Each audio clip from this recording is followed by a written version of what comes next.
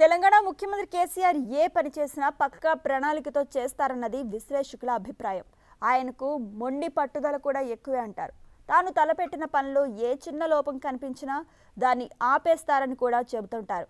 ప్రతిష్టాత్మకంగా తలపెట్టిన ప్రగతి నివేదన సభ సందర్భంగా పై సీఎం ఆలోచన విధానంపై సర్వత్రా చర్చ సాగుతోంది.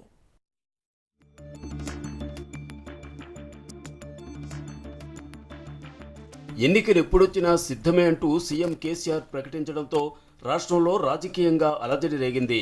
ఈ నేపథ్యంలో 25 లక్షల మందితో భారీ బహిరంగ సభ నిర్వహిస్తామని ప్రకటించారు. వచ్చే ఎన్నికల్లో జనం తమకు నీరాజనాలు పట్టబోతున్నారని ఈ సభ ద్వారా చాటబోతున్నారు. ఇందుకోసమే కనీ విని ఎరుగని రీతిలో బహిరంగ సభకు ఏర్పాట్లు చేస్తున్నారు.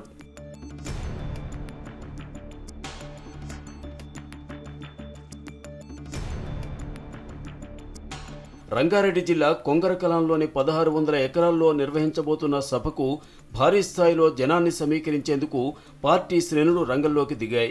కాగా ప్రతి పనిని వాస్తు ప్రకారం చేసేందుకే ఇష్టపడే కేసీఆర్ వాస్తు ప్రమాణాలను పరిశీలించాకే కొంగరకలాంను ఎంచుకున్నట్లు తెలుస్తోంది. సభా ప్రాంగణాన్ని పూర్తిగా వాస్తుకు అనుగుణంగానే ఏర్పాటు చేయబోతున్నారు.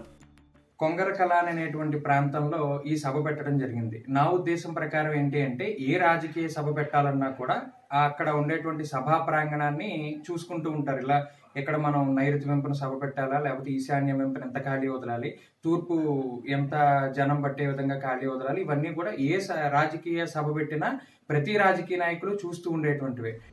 కే, కో, హా, హి అనే అక్షరాలు పునర్వసు నక్షత్రానికి చెందినవి.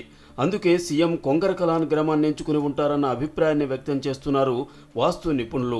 కేసీఆర్ జన్మ నక్షత్రం ఆశ్లేష నక్షత్రం కావడం, పునర్వసు నక్షత్రం ఆశ్లేష నక్షత్రానికి మిత్రతార కావడం కూడా ప్రధానమైన కారణమని వారు అంటున్నారు. కొంగరకలాంతో పాటు కేసీఆర్ పేరులో ఉండే జ్యోతిష్య బలాన్ని బట్టే దీన్ని ఎంచుకుని ఉంటారని వాస్తు పండితులు అంటున్నారు.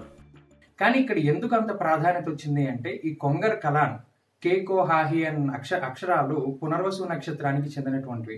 ఆ కేసీఆర్ గారి యొక్క జన్మ నక్షత్రం ఆశ్లేష నక్షత్రం అని చెప్పి ఈ మధ్యన అందరికీ తెలుస్తోంది. ఆ ఆశ్లేష నక్షత్రం అన్నది ఈ కేకో హాహి అన్న పునర్వసు నక్షత్రానికి మిత్రతార అవుతుంది.